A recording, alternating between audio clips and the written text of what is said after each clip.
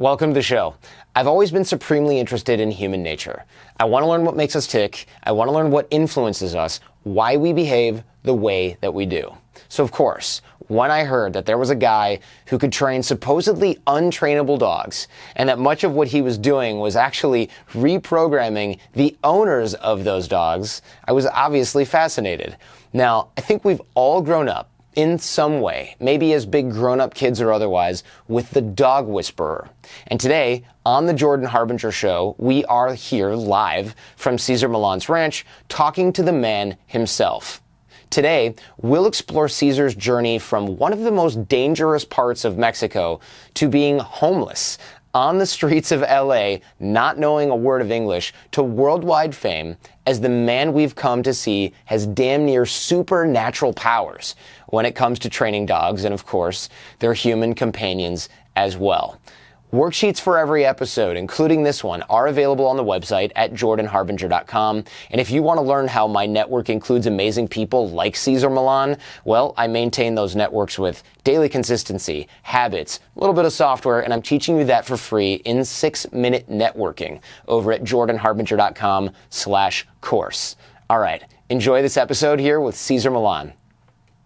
So what happens in the dog mind when I get out of the car, I'm in your parking lot, and they run up and I go, oh, hello, and I'm doing this and I'm petting them, and it's like, then I look at the sign 10 minutes later, it says no touch, no eye contact, don't talk to the dog, and I'm just like, great, we're already breaking all 3 rules. Yeah, it's no touch, no talk, no eye contact. If you were in a situation where it's horses, you will have no problem behaving calm, because for many years people have told you that horses are a very sensitive species, and the best way to get to their heart is if you're calm and you ask for space. That means respect. So calmness leads you to trust, and space leads you to respect. For some reason, that information didn't go to the dog loving world. It stayed with the horse loving world. You know? Yeah, I would never run up to a horse and go, ah. I'd feel like I would get bit or kicked pretty quick. Or you can make the horse run away from you.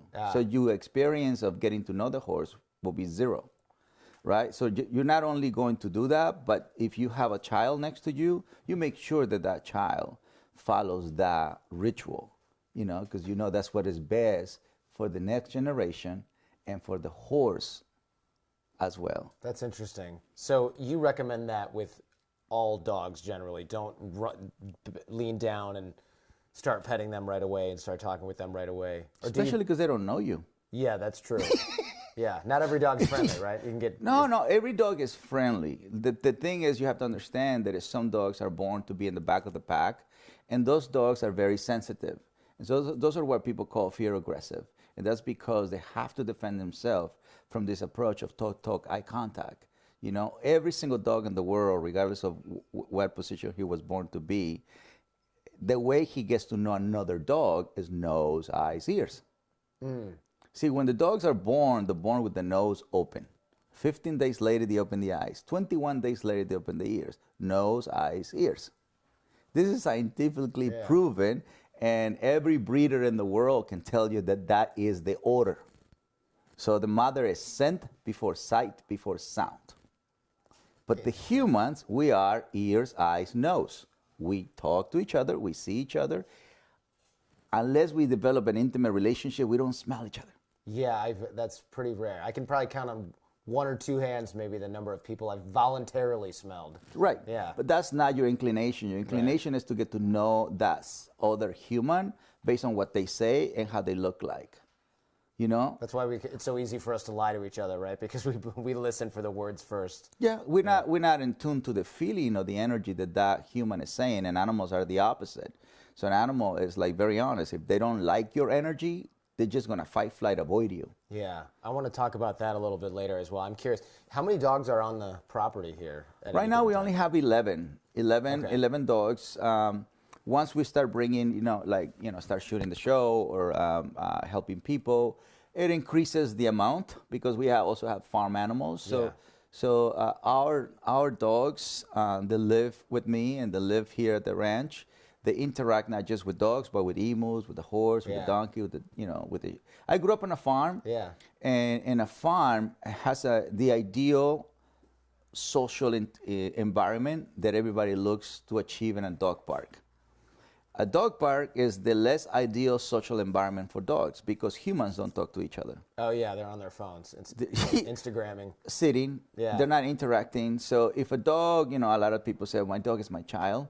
Well, you can tell that when a human goes into a dog park, that dog is not a child because nobody leaves a child unattended. You see how a human switches? Yeah, it's their child when they want to pay attention to it, but when they don't. You know what I mean? It's just the human, in a very weird way, switches from, is it a dog or is it a child? If it is a child, it's not a problem. They still have to learn different. So for those people who have kids with mental disabilities, they have to shift the way the kid learn and experience the world. Well, a dog learn and experience the world completely different. So you can still call it a child, but you have to treat him as the way he's capable to learn about the world and know about the world. I know at one point you had 65 dogs and you were charging like $10 a day because you were illegal immigrant. I was an illegal immigrant. But you're an awesome taxpayer now, I bet. Yeah.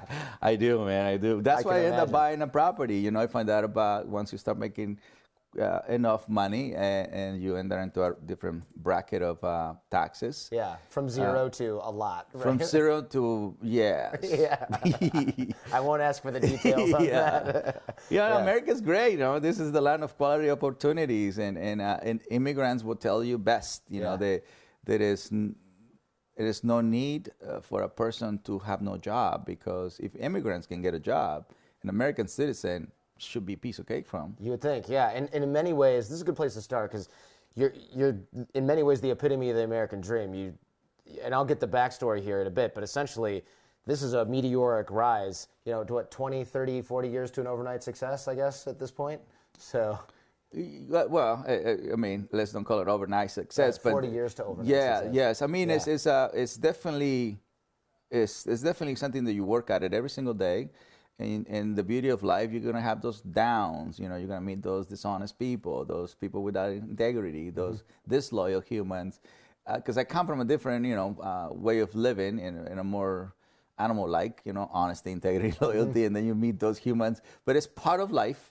You know what I mean? It's part of life. So yes, it's definitely a rocket thing, but then you meet those obstacles. Absolutely. When you were growing up, the area where you're from in Mexico now is even more famous than I guess it was because of Netflix Narcos. Yes. We were famous before, but thanks to Netflix, we're like Medellin famous. Yeah, exactly. And Pablo Escobar status had to be. I know you're from Sinaloa area. Yeah. And so not only from Sinaloa, I'm from Culiacan, Sinaloa. Okay.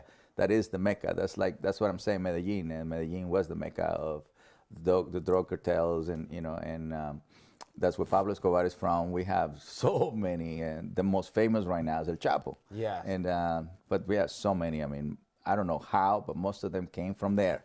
When you were a kid, was that your example growing up? Like, look at these Oh my God, yes. It's that soccer players, Luis Miguel, a singer. Who else? Telenovelas guys. Oh, the soap opera. Soap opera guys. Yeah. Yes. Cantinflas. But those guys were definitely the main source of what a kid should become one day. Because that's all it is. It's all it is. That's all it's surrender. They help a lot of people. If you ask them who helps you more, the drug dealers or the government, they will say the drug dealers. You know what I mean? They pay medical, schools, clothes, all the basic stuff. You know what I mean? Poverty is not that you have no money. Poverty is you have no medical help, no education, no roof over your head. The food sometimes is just coffee. So they can numb. Here we drink coffee just for fashion. Sure. Over there, they drink coffee because there is no food. So it puts the hunger down.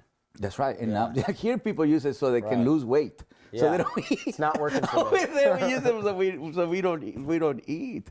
So we don't get hungry. I'm sorry. Yeah. It's the hunger part. And so when you were little, were you thinking, I'm going to be a narco? Yes, I did. Yes, I did. Wow. I was 10 years old when I came to my mom, I said, Mom, you know, obviously in our tradition, and I'm pretty sure a lot of people are very, I have a lot of empathy and compassion for moms because they end up taking care of the pack. Yeah. You know, and so I saw my mom taking care of us, you know, breakfast and school, taking us, walking us to school, and then come back home and then start sewing. You know, Like sewing clothes? Clothes, yeah. So people, you know, because over there you don't throw anything, Sure. you mend things, and so she was doing that. So I would stay right next to her like a puppy, because she would go to sleep at 3 a.m. And so Wow. yeah, so that to me was, this is too much, you know. Yeah. So and you see a lot of people doing the same thing, but something that did in my heart. So obviously I start thinking how I'm gonna get my mom to a safer place, and for her not to kill herself. Working. Yeah. My dad worked, you know, but you know, it's just they don't get paid over there by an hour, and so they get paid by every 2 weeks or every month, and they're very, very minimal. And so that's from that point on, I started looking at where I'm going to make money, and so those are the role models. So when I was 10 years old, I thought I was working since I was 6, but when I was 10 years old, I told my mom, Mom, when I grow old, I'm gonna be a drug dealer, and she's shook. Oh, wow. You know, Slapped you across slapped the me face. across the face and say, if you want to kill me, that's what you do. And I didn't know that Wow. that was not the reason. I just want to make enough money. So she changed my mind, and one snap out of it situation. Because my next question, of course, was, well, what stopped you from doing that? And the answer is, my mom slapped me in the face. Yeah. So you find out pretty quick, like, that's not something that I'm going to She was very offended, and she was very hurt, you know, by this thought. It was, you know, I had no idea about the ramifications of that. I just saw that these people had money. They had good clothes, I thought it was good clothes at that time, and great cars, and they will eat well. You know, they're always in good restaurants, or at least what I thought was good restaurants at that time. Yeah, sure. Yeah. Not anymore. Not anymore, yeah. That was no Nobu. Yeah. Is that your favorite restaurant? No, that's one of them, but that's a good one. Yeah. So okay, you decide, I'm not going to be a narco, I'm not going to be a drug dealer. I assume at some point you go, all right, well, I'm good with dogs, I'm going to be a dog trainer. I started watching Lassie and Rin Tin Tin. Lassie and Rin Tin Tin, that was the reruns. Our first TV, I was 8 years old, something like that. And our first fan, we were like 11 years old. Like, you know, because normally you got to do this. You know? Like a fan in the house. Like a fan in the house. Oh my It was gosh. like big celebration time, you know. Wow. And there was the black and white TV, and then you change it like that, you know, and then you move that little antenna thing. Yeah. I mean, it was crazy.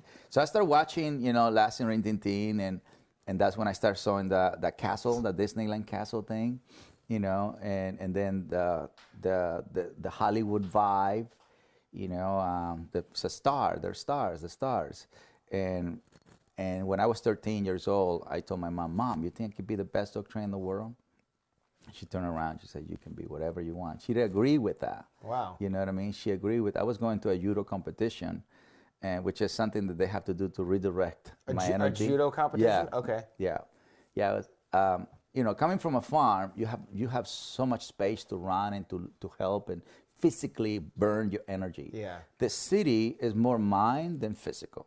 So I'm coming from a place where I can run, I can burn, I can swim, I can go to the river, you know. I mean, your energy is being used to the max. And then in the city, no, I have to go to school. And so the way they were burning my physical energy is they sent me to judo, and then I started competing, and definitely, you know, I definitely won. But that's when I started saying, well, I like that Lassie and Rin Tin Tin thing. You know, I love animals, obviously, and I just didn't know that that can be something besides a dog trainer. Mm-hmm. At which point do you decide, I'm going to the United States? You know, I'm going to make my way here. I got something bigger. When I was 13 years old, I said I want to be the best dog trainer in the world, and that's what I said about Rin Tin Tin, because the only place that I thought that I can become the best dog trainer in the world was the United States. Okay. Because I grew up watching also movies where the Americans were the heroes. You know, and so everything in America was the best in the world. So as the marketing brain watches you, everything is here. You know, which in a lot of cases it is. I just didn't know I had anything to offer to the American people. You know, like my wisdom of knowledge, my wisdom of energy, my wisdom of connection with animals. I had no idea that I can train humans. I thought I was gonna come, learn from the best. You know, I was looking for lasting teen trainers in particular, and that's why I said I'm gonna go to Disneyland or Hollywood. Okay. You know, that was my destination. You know, So it was you had not those two Chicago. cutouts. It was not sunny. It was no New York. It was no Texas. Nothing. To me, it was Disneyland or Hollywood, Okay. which they're all like places where you don't you don't go to learn anything. Yeah, I was like, it's wait an a minute, why entertainment capital of the world. Yeah. I didn't know. I thought you can go over there and learn and look for lasting thing. Okay. Oh, like That's they'll just be around. They will be around. Somebody will be around with funny. that blessing. That's the naiveness, Sure. which is absolutely fantastic for me because it just gave me no obstacle. You know what I mean? That's that naiveness way of thinking. I said, I just got to go over there. That's it. Yeah. That's it. It's like when people come here and say, I got to talk to Cesar. And I'm from Germany. Just because. They just I don't show know up. if Cesar is here or Yeah. anything like that. It's like that focus. And people found, you know, they say, well, I just woke up one day and said, I want to go see you. Like that. So Wow. that kind of focus, that's the important part, is the focus of what you believe that makes you achieve what you want. Okay, so you decide to come to the States, but you can't just walk over here. Well, I guess you technically kind of did. 2 weeks. It took Yeah. me 2 weeks to come On to foot. come to America. Yeah, I saw people dying. Wow. I saw people crying. I saw pregnant women getting hurt. I mean, it's a life and death situation that people risk. It's definitely life and death. I know it's not like walk in the park kind of thing. Yeah. It's like America is welcoming you. It's like, here's some water, you know what I mean? Here's some food. No, you get caught. You know, you get caught. And that one thing about American officers is they do feed you. When you get caught? Yeah, when you get caught. Yeah, when you get caught, America feeds you. They give you a sandwich. Nothing special. No Jersey Mike's. Nothing like that. No Jersey Mike's? No Jersey Mike's. Nothing like that. No Philly cheese. Nothing like that. It's just bologna sandwich, mayonnaise, and pretty. But this, I mean, it tastes like heaven, though. I'm sure. Yeah, Yeah. and a Coca-Cola. 2 weeks in the desert, that Coke and bologna. Yeah, it's definitely. You're in the border, so I was in the Tijuana border, which is the most common. So people there from where I'm from, they take that path. You know, for some reason, everybody takes that path, and you know, it's like sheep. And if you're from the center of Mexico, they go through Matamoros. You know, Okay. yeah. So like the Dominicans, they always move to New York. You Oh, know that what I'm makes saying? sense, You know yeah. what I mean? Like Yeah. all the Latinos, like okay, where's the Colombians? They're on that side. There's a lot of Colombians on this side. I never thought about that. Yeah. I could see that. Mm-hmm. At one point, did you think, I'm going to end up going to the desert, they're going to leave me in a bath? I mean, we hear things like go to Mexico, you're going to end up meeting somebody, you wake up in a bathtub full of ice and your liver is gone. Were you afraid people were going to take advantage of you when you were coming here? Yeah, you do think about that. Yeah, you do, because we're not thinking about like Americans doing that to us. We're thinking our own people doing it to Yeah. us. You know what I mean? Because you are definitely a human trafficking type of thing. Yeah, and you can end up being a mule. Yeah. Oh my gosh. You know what I mean? So Yeah. that you and I'm by myself. I'm 21 years old. It's just my faith, my passion, and my instincts. It's not smart at all. You know, No. I'm not using my intellect to do that action. I'm just using my instincts, my passion, and my faith. So you pray a lot. You pray a lot, definitely. You know, I was trying. My dad gave me $100, which I had it on my shoe, under between my shoe and my socks, and that's all I had. $100. That was his life savings. He said his life savings was $100 and he just gave it to you? He gave it to me because he saw Wow. my resiliency. You know, he saw my focus. He saw it was no turnaround. You Yeah. know, he just knew I was gonna leave. He didn't know I was gonna make it. He just knew. I said I'm leaving because I was 21, so they couldn't do anything about it. Yeah. You know. Wow. Yeah. So I left on December 23rd, which is right before Christmas. Right before Christmas. So it was we're Catholic, so So it was a lot of like religion type of thing. No, it's Christmas, this and that. So I spent 2 weeks on the border. So I spent Christmas and New Year's at the border trying to jump it. Wow. Wow. Same clothes. Yeah, same clothes. No Same shower. You can't shower. You can't shower. Probably not much to eat, I would imagine. The adrenaline is a lot of food, my friend. The Oh, adrenaline, the faith, and the passion, and that's how people in third world countries can actually make it. You know what I mean? It's just the adrenaline to live, the happiness of the next day, the faith. There are more believers in third world countries than actually in a country who has so much money. Here's a debate about what religion is better, if even religion exists. Over there, we believe it does exist because we want that someone up there is looking for us. You know what I mean? So that belief, it engages in a relationship that at least someone who we can't see us. You know? I feel like you would need that, especially if you're going to come to LA with your. I say no plan, but I guess your plan was to go to Disneyland, but by now you probably think that, okay, I had no real plan. No, right? I had no real plan. I have no real plan. I have no real destination. I didn't know anyone. I didn't speak English. I didn't know all the challenges that America would have for someone like me, or someone like me. How did you get the first job then when you arrived? Oh, job is piece of cake. Job is easy? Oh my God, yes. Job Easiest part of the trip? Oh my God, yes. I mean, people love hungry people. You know, like hunger in the way where he's a good one. You know what I mean? That guy has what it takes. Yeah. You know what I mean? Like it's like picking up a soccer player. Everybody can hit the ball, but some guys have more hunger than the other, and that's the guy you pick. Because that energy, you can't make it.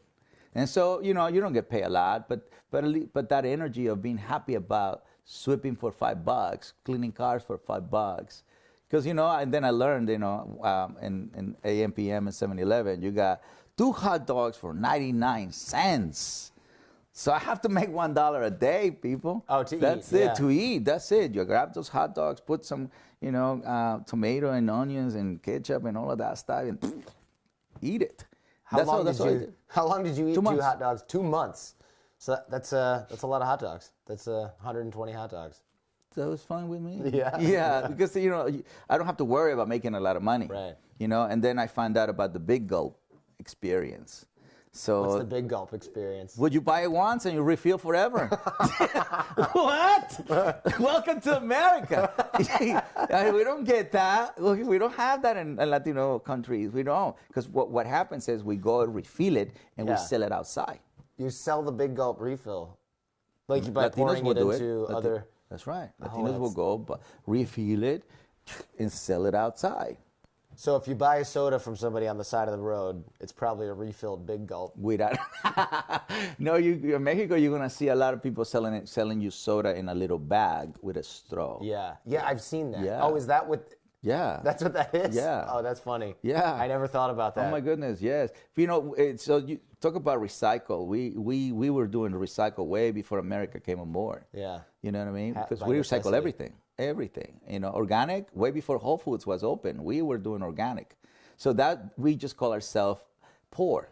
You know what I mean? Vegetarian, full circle, vegan, that's poor. Yeah, can't afford meat, vegetarian. Yeah, exactly. So it's like, here it's like, I'm vegan, I'm vegetarian, I have money. You know what I mean? Yeah. That means you buy Whole Foods. Yeah. But to us, that was just that your economy level was that. So that's why we're very healthy. You know what I mean? Yeah, we get really very healthy. Yeah. So we grow our own thing. Yeah. We can't buy it. We have no money, so we gotta grow our own thing. Right there, that's organic.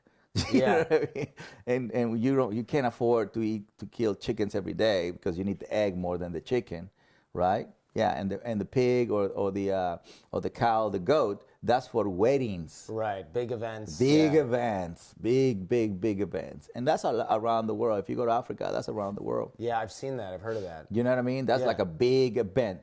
Somebody's getting married. Okay, now we're gonna do this. Okay. And so at this point, then you're refilling the big gulp. You're surviving on 2 hot dogs a day, but you get this reputation as the guy who can walk like 30 dogs. That's when I came. It was in San Diego. Yeah. Okay. So then in San Diego, I got a job in a grooming salon with these 2 awesome white ladies, and I learned my first sentence: "Do you have application for work?" That's all I learned. That was only English. That was it. After that, I have no idea what to say.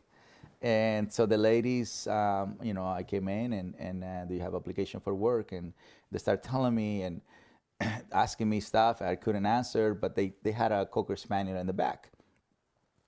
And they show me a picture of this Cocker Spaniel, how they wanted it to be groomed.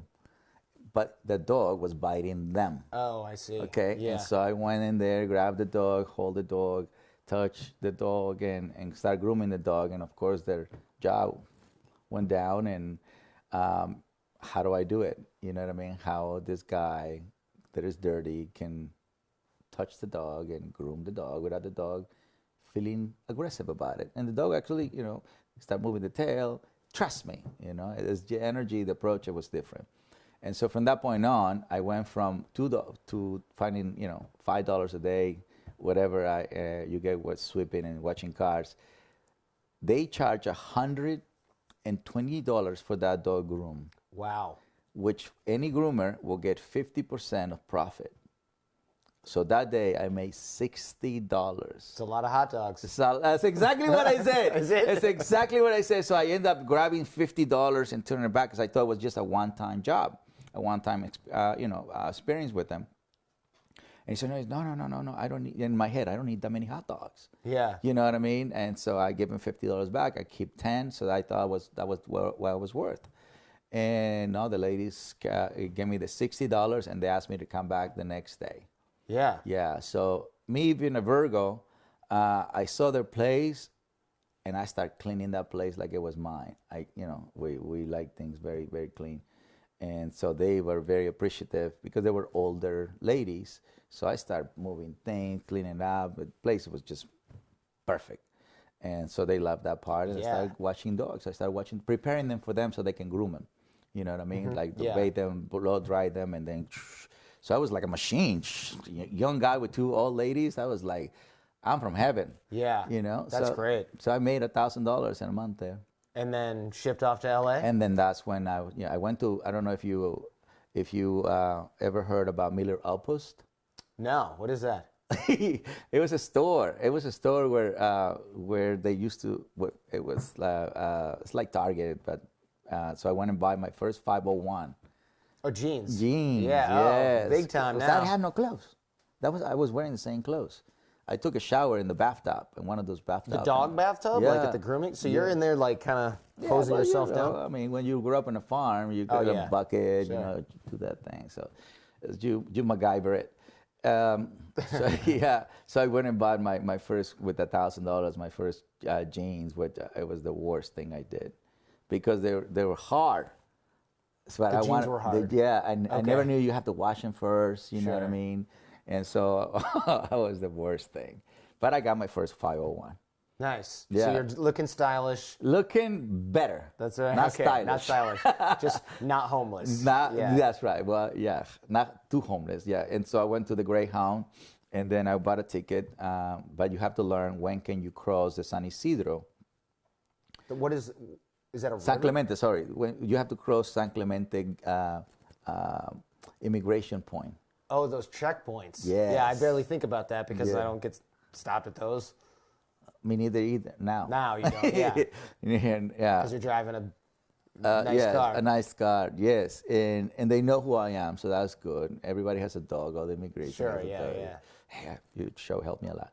So then, you find out when they're not checking, so you can take the bus, because they will stop the bus immediately. Oh, wow. Yeah, so you can cross in a car, that's not a problem, but it's the buses they stop mandatory. So you learn the streets, and then one time this guy said, Cesar, they're not stopping anybody right now. So I went and dropped the keys to the ladies. And Oh, you left like that on it. You didn't plan. It was like, let's go. Yeah, you're in the wow. streets. You don't plan. Yeah. The streets, you don't plan Right. anything. There's no planning in the streets. Homeless people don't plan their day. They just live the day. Yeah. You know what I mean? Sure. So it's a freedom behind, which is awesome. Here I have to plan, I have to talk to everybody, make sure I'm going to Singapore in February 10, and so I have to plan, in advance how I want the animals to do, to work or to be, all of that stuff, and how the house and all that. You still didn't speak English though, right? No. So how did you end up learning English? How do we get from, all right, I'm showing up in LA to dog trainer? I mean, because the rep was, you were kind of this underground guy for a while that could walk all these dogs. Yeah, in LA. In LA Yeah. with no leash, and the gangbangers are hanging out, and they're like, there goes the crazy guy with all the dogs. Yeah, Don't mess with the Mexican guy with the That's dogs. Right. He's crazy. Yeah. It's definitely crazy, you know, who has that many dogs off leash? Rottweilers, Pit Bull, German Shepherds, you know. To me, you know, it's, if you see that painting right there, that's normal, you know. In Mexico, nobody has leashes on a dog. Mm-hmm. You know, dogs go to the market, to churches, to the beach. In third world countries, the leash law is not even a thing. You know what I mean? So the land of the free has more leash law than the land that we call not free. You know, right, so for the animals, Mexico is way better. You know what I mean? Can run around. Yeah, they can fly, they can swim, they can run, they can do their thing. Yeah. So you learn English because of just by being around it, or are you trying to figure out how to get a better job at this point? Back in that time, well, yeah, of course. Yeah. My customers were NBA players, you know, NFL players. So your word Nicolas has spread Cage, at this point. Yeah. Nicolas Cage? Nicolas Cage, Okay. Vin Diesel. You know. How did they hear about you? Yeah, Do you know? the Mexican guy in the street. Oh, that really sort of went viral. Yeah. I never had like business cards, so it was a Mexican guy. So back then, in the forum, it was where the Lakers used to play, you know. And so I was from Inglewood to South Central, walking a pack of dogs, and I would start walking a pack of dogs of people. Their dogs were frustrated, you know. So I would go around. I was just bored, and I asked people, "Hey, do you want me to walk your dog?" And many ladies would say no. Most of the times, the ladies were at their house, and the man went to work. Say no, and some ladies will say yes. So that in the hood, most of the dogs that they are outside are Rottweilers. Sure, yeah. Nobody protection. has a Labrador taking care of their home. You know what I Right. mean? You don't see Labradors in the hood. You see Rottweilers, Pit Bulls, German Shepherds. So Inglewood and South Central is the hood, and so I started. To me, they're dogs. You know, just you know, they were just Rottweiler, but to me, I seen a dog. So I started walking, and people start paying attention to that, you know. And I don't know if you remember, but it was a radio show. It was called Rick D's in the morning. Yeah, of course. Yeah. Okay, Sure. so I love Rick because I love his English. It wasn't like if you would listen to 105.9, you know, like it was a lot more gangster, more.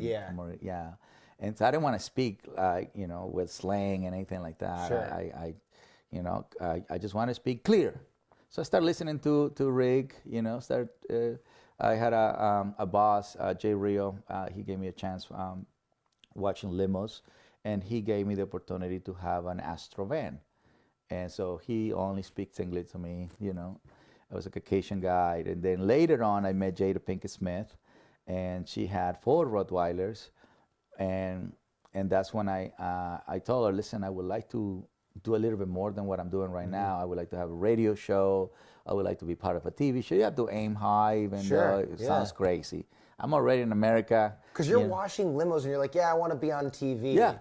People must have been like, okay, buddy. Whatever. Most of them. Yeah. Especially the people close to you. Yeah. You know, they will totally doubt you faster than the people who is outside your intimate space. And that's something that people have to be careful about it, because that hurts. You know, so if you believe what they believe, you're done. Because you're Cesar the limo washer at this point. You're not Cesar Millan. And I'm an immigrant. Yeah. And I don't speak English. They're like, oye, hermano, no inglés. And you're like, shit, man, I got to figure this out. I got to figure this shit out. So that's those obstacles are obstacles, you know. But again, as you believe, as your faith, as your passion, and there's the opportunity that you're looking at. You know, I'm looking at. I need to teach people what you see now. You know, I teach people about energy and dog psychology, and then how to train dogs. So, but to me, it was like such a big opportunity. Yeah. I just have to speak English. I didn't even say I have to have papers. It was, I just have to speak the language of these people who are so in a need of being trained. That's when I start saying, I don't train dogs. I train people and rehabilitate dogs. That's interesting, yeah. Because I've heard, and we're here at the Dog Psychology Center doing this, like, in your can we say like dream business, dream homes? Not really. We're kind of both here where we are, right? Like I would imagine you're washing limos. You're not thinking one day I'm going to have this giant farm full of animals and dogs. No, I didn't think that way until I went to Runyon Canyon.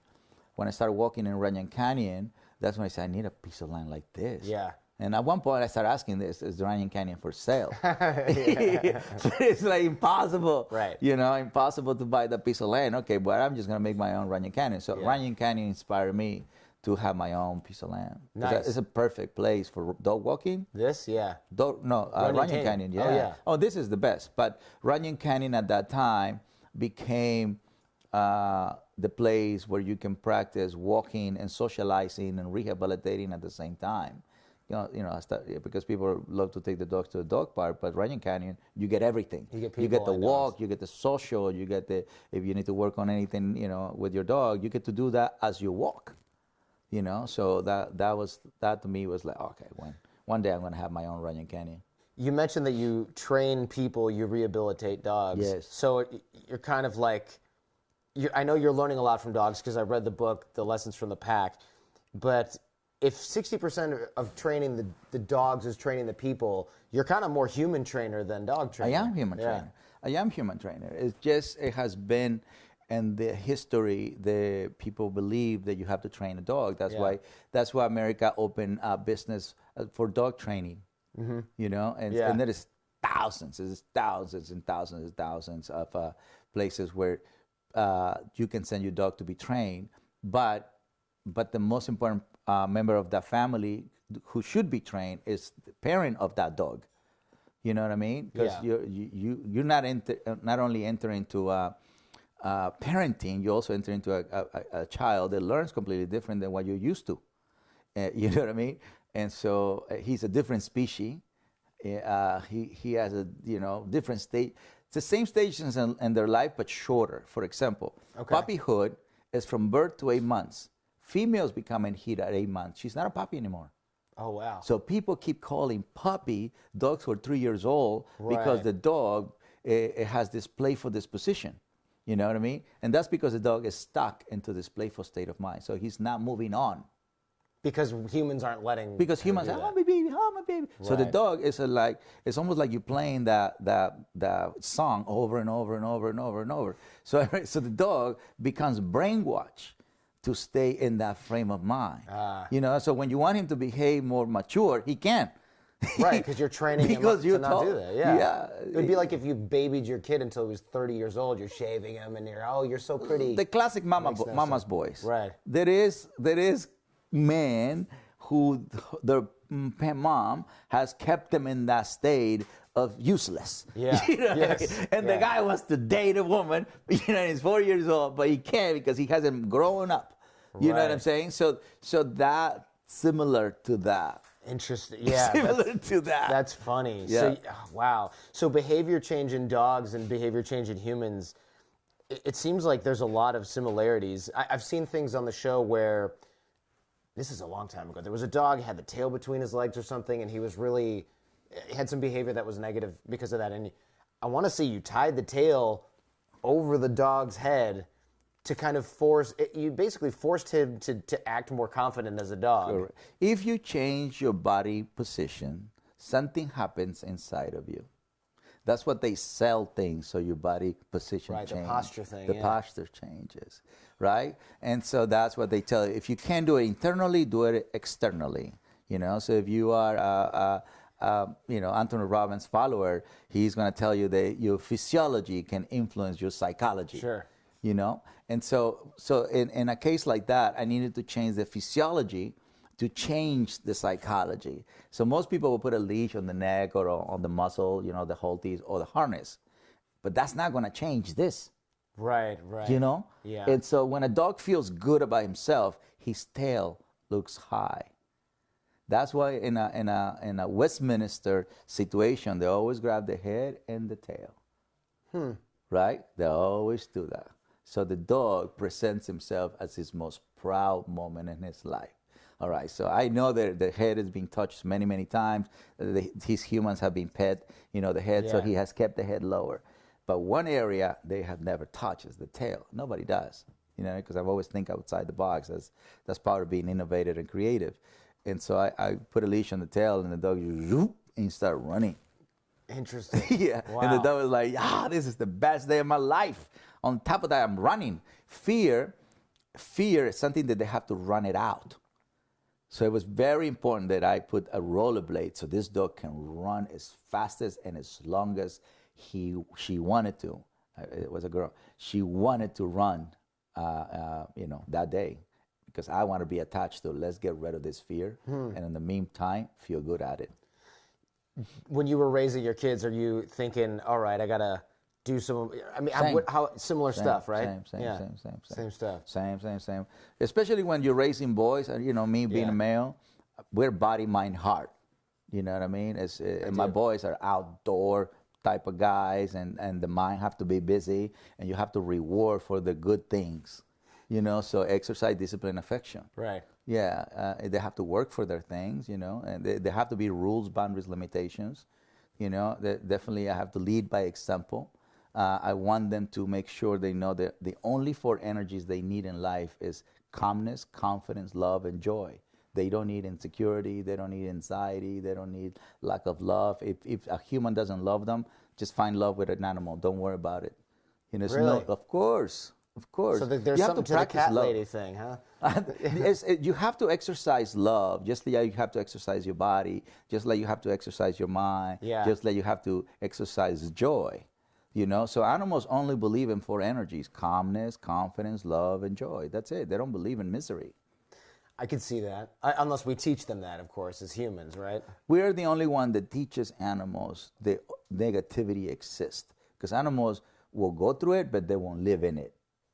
Yeah, there's no. No, they live in the moment. They don't sit around thinking, man, last year I had a rough year. Oh my God, that lion almost killed us all. Oh my God, let's just don't go back over there. Yeah. See, we create stories, and those stories allow us to live in the past or anticipate the future. So then we forget about the moment. We forget about the present. But the people who actually are very present is the people who are about to die, like cancer survivors, are really good about that. They let go of the past, they let go of the future, like that. Yeah, there's no... They can't afford it. Yeah, can't afford it, exactly. Can't afford it. So why be a human who experienced that to live that way? You see it? So that means those humans went into an instinctual, passionate, spiritual way of being. They stopped being more mental. You know what I mean? They can't think about the past or the future. They have to instinctually survive, passionate, love life, and believe that they can pull it through. You've had a lot of high visibility. The TV show's taken off. This business obviously is doing super well. It's got all kinds of things going on, from Asia to training people here. Mm-hmm. Do the animals keep you grounded? Because at the end of the day, the dogs aren't like, oh, Cesar's so famous, he's so successful. They don't care. They'll still bite your leg. Money, fame, and power does not exist in the animal world. Right. And that's why a lot of money, fame, and power people love them, because they keep them grounded, So when we have famous people here, what they love the most is, your dog doesn't know you are such and such. Yeah. You know what I mean? Say, I love that about him. He tells me like it is. You know what I mean? But humans are not allowed to be that way. You know what I mean? Yeah, we can't really get rid of that mindset. No. I mean, people in power, like famous people are easier to work. The people in power, that means like the billionaires, like politicians. And those people are harder to ground them. Why do you think that is? Because they're so used to being told what to say. Oh, I see, yeah. At least the famous people do yoga and meditation. Right. The ones that the powerful people, they don't do that. Right. They just buy stuff. Right, so they're just telling everybody else what to do. Yeah. So then I have to go and tell them what to do. Right. Oh, that must be... Oh, yeah, it says, no, I pay you to change my dog and teach everybody here. Right. And you're like, all right, all right, son, but that doesn't work like that. Right. Yeah, here's a plastic bag to pick up the poop. You got to do that. Yeah. Well, we can do that, but the part of them changing, the part of them like being there for the pack. Sure. They're so used to the pack being there for them. Right. You get it? Yeah. So it has to be a combination of a good pack leader is there for his pack, and a good pack is there for the pack leader, but it's mutual. So one thing that I have learned as a dad and as a partner with my fiance is sometimes I lead, sometimes I follow. So you're not always in a leadership position. because sometimes you're wrong. So if you're wrong, you shouldn't be leading. Oh yeah. You see what I'm saying? I don't. That can be. I can see why that's hard for some people, though. Yeah. I can see that would be hard for me too. Yeah. Yeah. Because and then you enter into right and wrong instead of letting the flow be the right who is right. Because it's about what's best for everybody else. You know, we are the only species that follow unstable pack leaders. We are the only species in the planet that will follow unstable pack leader. Animals do not follow instability. Why do you think we do that? Oh, because we focus on money, fame, and power. Ah. Yeah, so if that person says that we're going to be more famous, more powerful, and we'll have more money, we follow him or her. You see, so our focus has changed from harmony and balance to money, fame, and power. Right. So nobody comes to America for a spiritual retreat. People come to America for money, fame, and power, but Americans go to Peru for a spiritual retreat. And ayahuasca. Ayahuasca. Yeah. You see it? They go into the wilderness, and they go into the jungle of Brazil. They go, and they go and talk to the gurus guys, the shaman. The shaman guys. Like those guys don't know how to read or write. You know what I'm saying? So that's not like you're asking. No, they don't. I mean, they that's not their thing. They're medicine men. Just like Native Americans here were medicine men. You know what I'm saying? So that's what people do here. That's what we follow. And because America is the pack leader of the world for many things, fashion, music, television shows. Sure. Every actor wants to be a Hollywood actor, not just an actor in their country. You know what I'm saying? Mm-hmm. Yeah. So America is a big role model. So because America does that, then we end up following unstable leaders everywhere. Right. I see. So since we're focused on some of the wrong values, we follow the wrong people. Yeah. But animals don't have that, and it makes sense.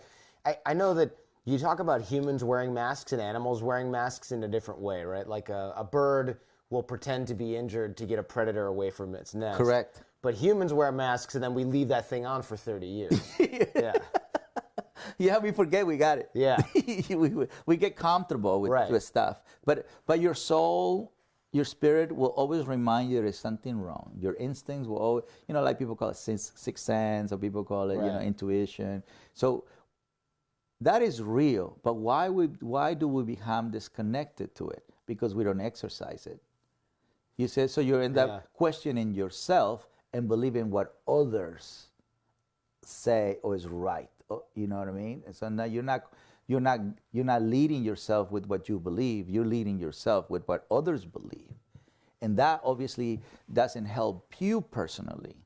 Your soul, becomes sad. Your heart becomes sad. Your intuition becomes sad because you're not listening to you. So you forget about you, and your mind says, "No, we're listening to us." Yeah, but it's only you, mind, making a decision. Right. It's not the four of us who are in agreement with this decision. You see, so animals, every decision they make is made as a family. Nothing is moved like the congressmen and the senators and everybody's making the decision. That's right. You know what I mean? Yeah. So there is no agreement. Agreement is the most important word to do anything, good or bad. But animals, it's all about good. You see it? Even in the elephant world, the elephants were the species that told humans for a long time the females can lead the pack. Until now, we say females can be presidents of the world. But animals have been doing that for a long time. So if the male is unstable, females get rid of him. Huh. That's why the females lead the herd.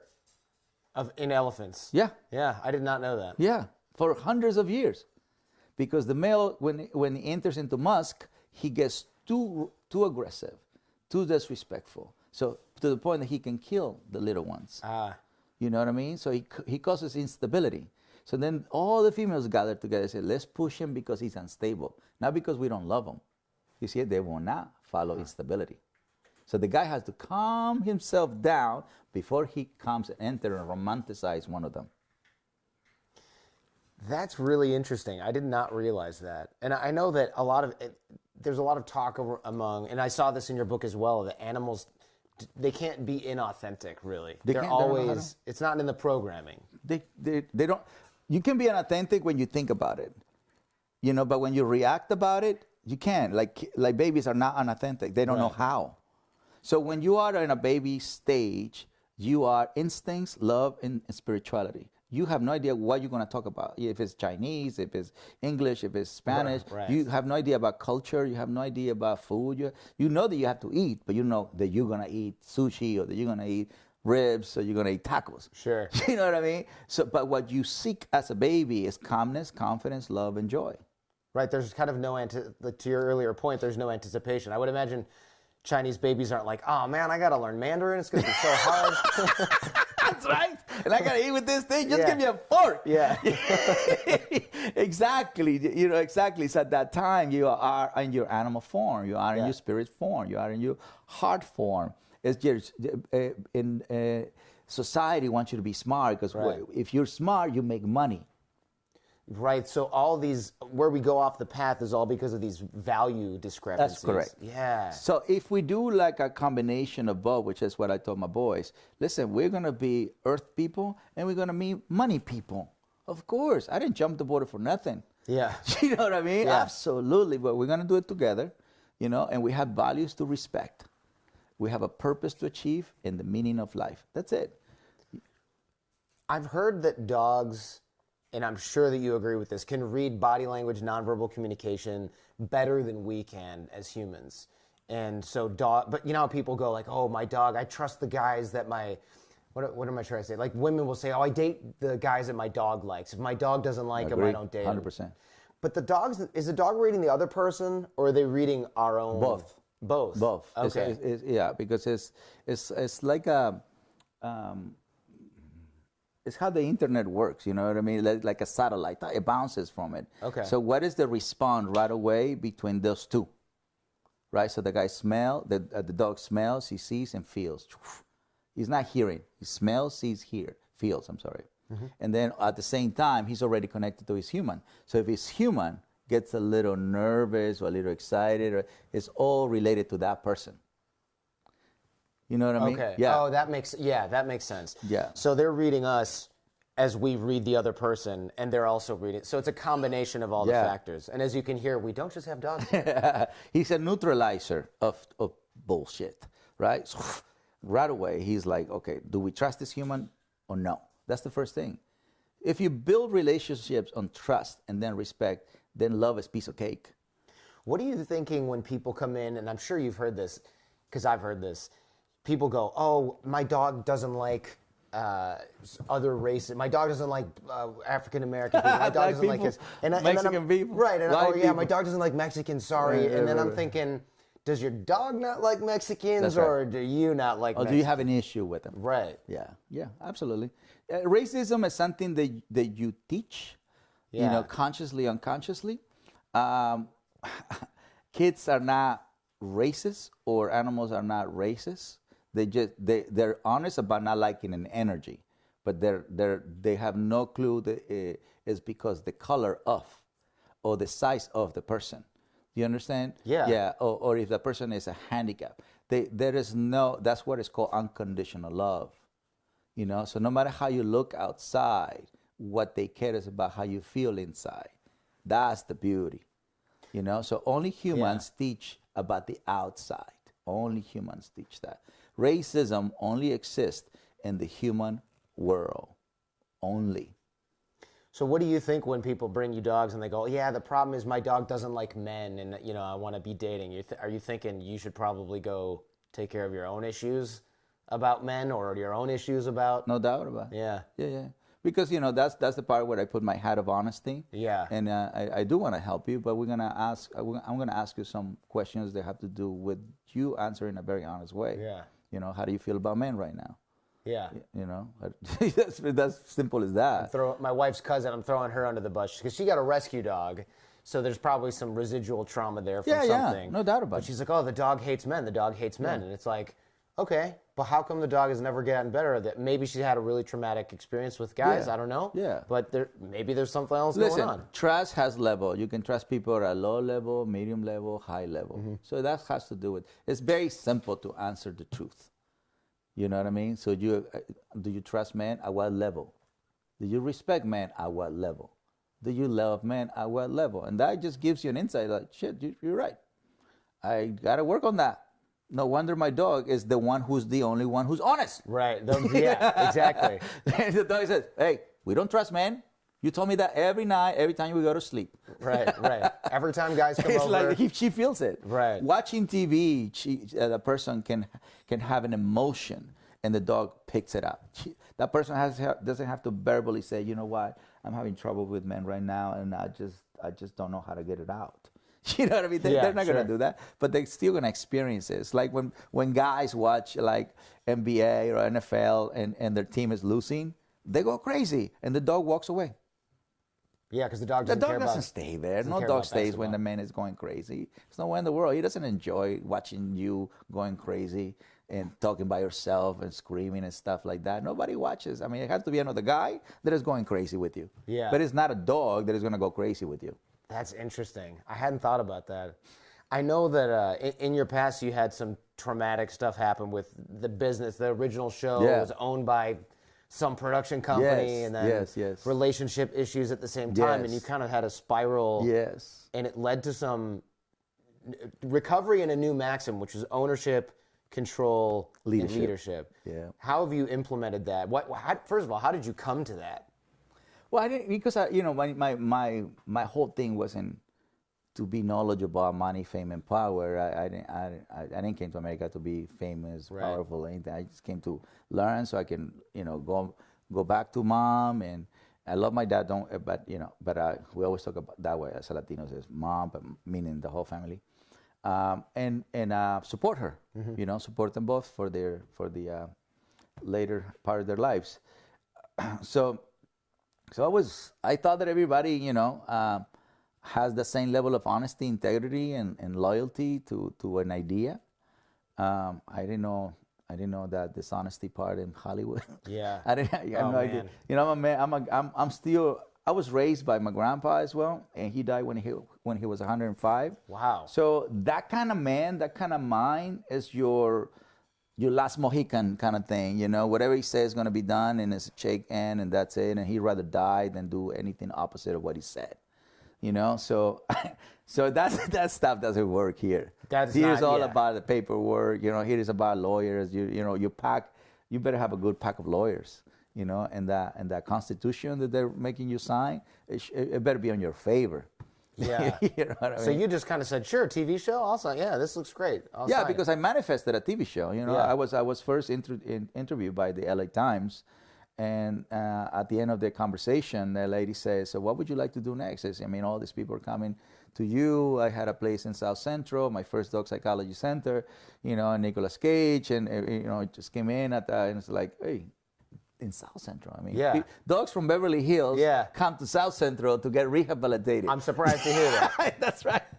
So from the wealthiest place in the planet to the hood, the dogs, normally it's the other way around. Yeah. You know what I mean? And so I said, well, we'd like to have a TV show. So I manifested the TV show way before producers came, but I had no idea.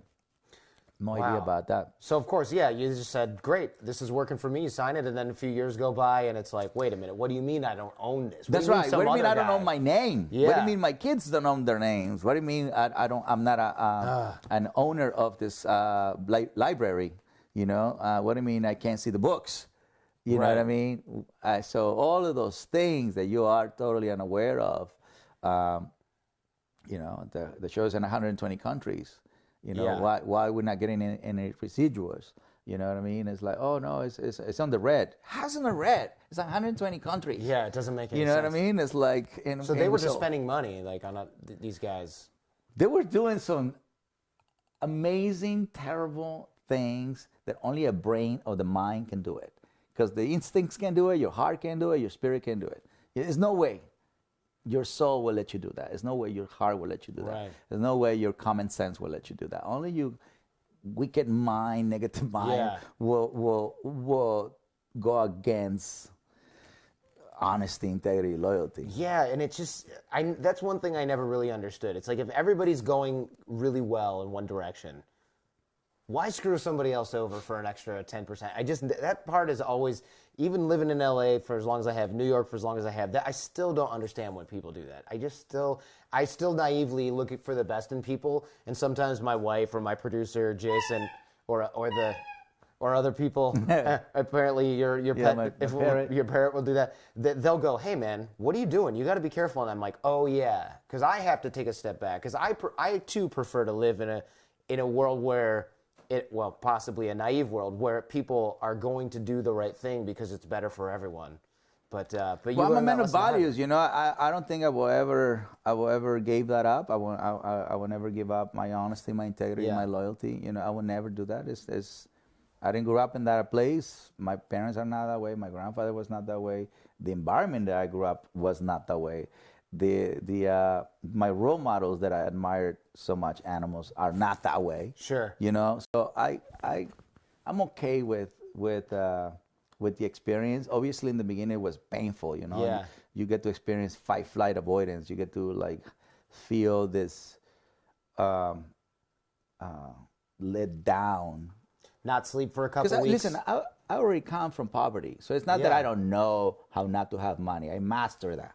You know what I mean? Yeah. So I come from no money. So it wasn't about the people stole my money. It was about people not following honesty, integrity. That's what hurt me. Yes. You know, to Yeah. experience humans at that level when they were saying, you know, that we're honest people. They're in.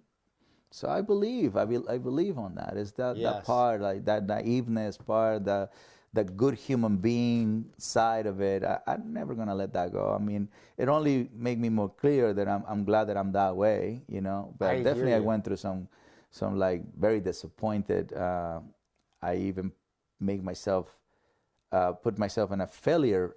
You know, I'm a failure because I didn't recognize those situations. But that was not in my role to recognize those situations, you know what I mean? But I blame myself for a little while. That's why, you know, tried to commit suicide and it didn't work. One of my biggest failures. You know, one of my biggest failures, not being able to kill myself. But, you know, when it's not meant for you, even if you put you in front of a bullet, as we call it in Sinaloa, it's not for you. What elements of your poverty upbringing do you still have? You know, like my older relatives who survived World War II, they'll keep like ketchup packets in their purse. Do you have any sort of I'm not quirk? a hoarder. No. Not a hoarder, of No. course. But is there anything else where it's like, oh, when I get hungry, I start to like get real angry, or you have any sort of quirks that you brought with you from the old country? No, I just Not call really? Uber Eats. What's that? I just call You Uber call Eats. Uber Eats? I'm an American citizen, people. I don't hold ketchup stuff. Yeah, that's funny. And they're like driving out here, like, where is this place, man? It's 6 miles off. No. From here, go eat sushi. Yeah, Right here in Shogun, perfect place. All you can eat for $23. not bad. Not Yeah. bad. Well, maybe we'll hit there after this. No, I don't have that. I like things clean. I don't like to, you know, collect anything that is not needed. Yeah. You know, I don't Just have dogs. No, not even. Not even. No, I'm not. Not No anymore. way. I have a limit. No, the 65 at that time. I mean, it was from 5 in the morning to 11 p.m. That was my life. And you know, I was a dad at that time. I'm still a dad, but I was raising 2 little kids, and they will have to come with as I'm growing this business. So I'm glad because they're awesome with animals. So Yeah, I would imagine. yeah, they both to of them be. have a TV show. You know, so that paid off. Yeah. You know, but no, I don't have anything like that. I still have the same desire of helping my mom and my dad. Do you consider yourself now more Mexican or more American? Or I mean, obviously there's a blend. You need but- both. You need both. Yes, you need both because Mexico is like my mother, you know, and America is my father. You know, as a father, is more like the sense of direction, and the mother is the nurturing part of it. You know, so both of the countries have definitely made me who I am. You know, America has a great thing to help you to self-love yourself, you know what I mean, and to find who you really are now, and you know what I mean, like be the leader you want to be. Third world countries or Latino countries is all about being a follower. Really? Yeah, yes. So you don't. That's not. If you were born a leader, but if they tell you no, well, you have to, you know, go and work for somebody else. And so you never get to be who you're born to be. In America, it's all about self-help, Yes. self-realization. And America has the Tony Robbins, the Wayne Dyers, the Oprahs of the world, the Deepak Chopras, all of those people who are helping people to be themselves. So in a third world country, we don't get it. We don't get it. In India, I mean, if you're born in a certain kind of Caste. yeah. Like that's who you were born to be. So if you're, I couldn't handle you that. know what I mean? Like the place where people go get good karma.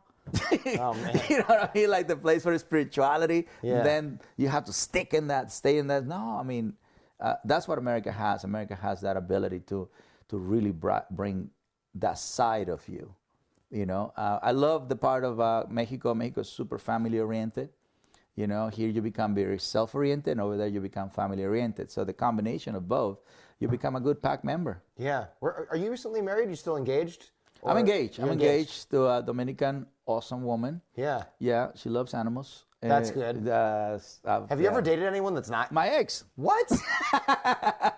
Yeah. She's like, hey, do you have any pets? You're like, 65 dogs. She's like, check, please. No, we just got pregnant too soon. Oh, I see. Yeah, but I have two awesome boys from that, but she was not an animal person, so it wasn't going to work. Whoa, yeah. Oh my gosh. I can only imagine what kind of tension that would have caused.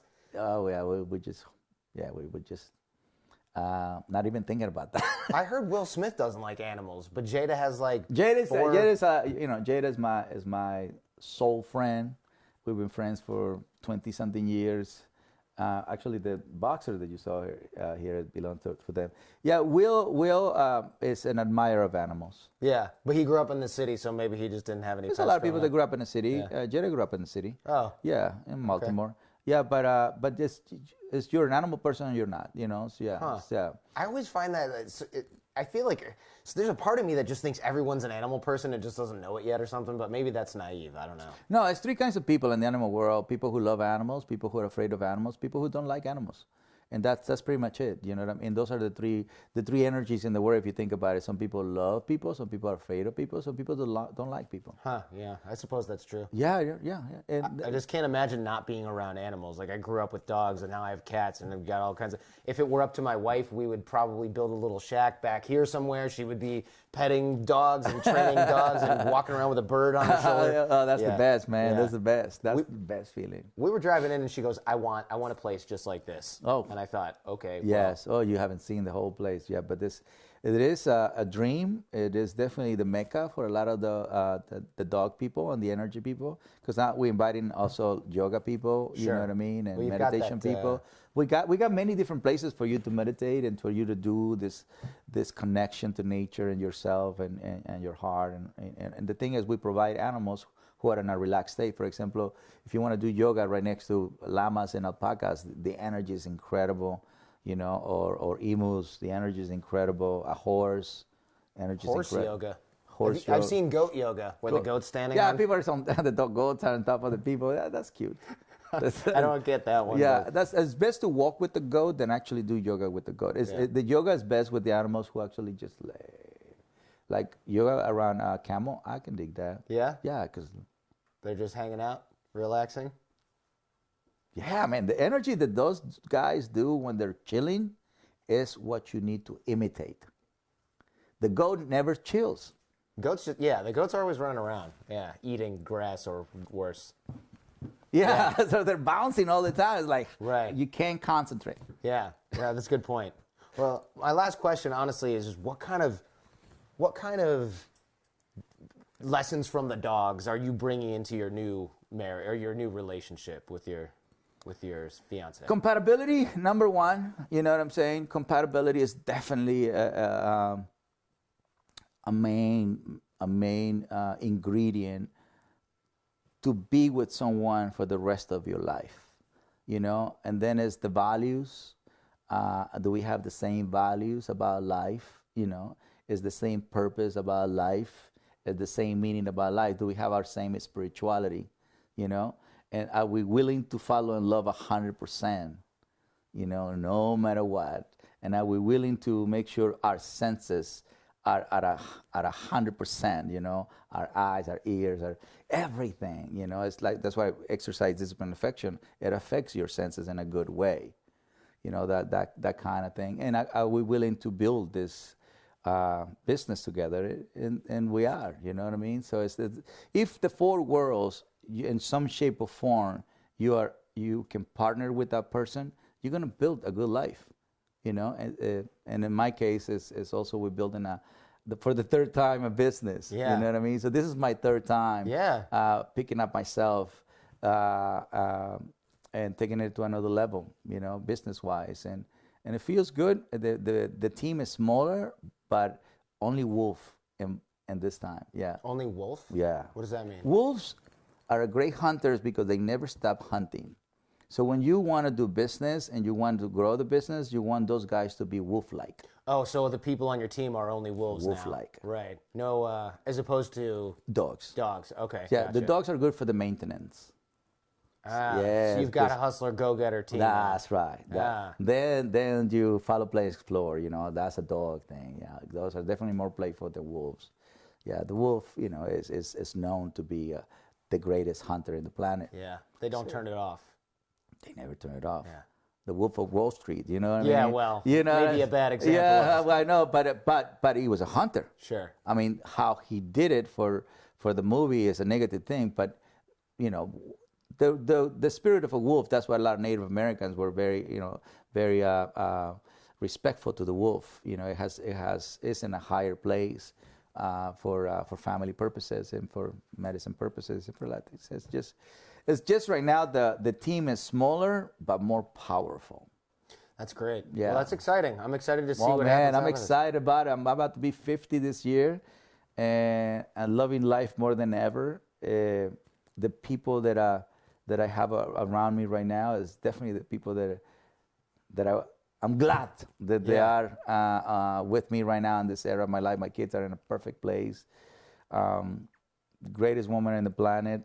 My parents are fine, and all these opportunities, you know, that's coming our way is incredible. You know, so you got to go down and then come right back. That's the beauty of life, you know, Yeah. like the whole thing about shaking yourself and move on Sure. and do it again. As long as you don't feel your common sense, as long as you don't lose your common sense, as long as you don't lose your faith, as long as you don't lose your passion, you're gonna be fine.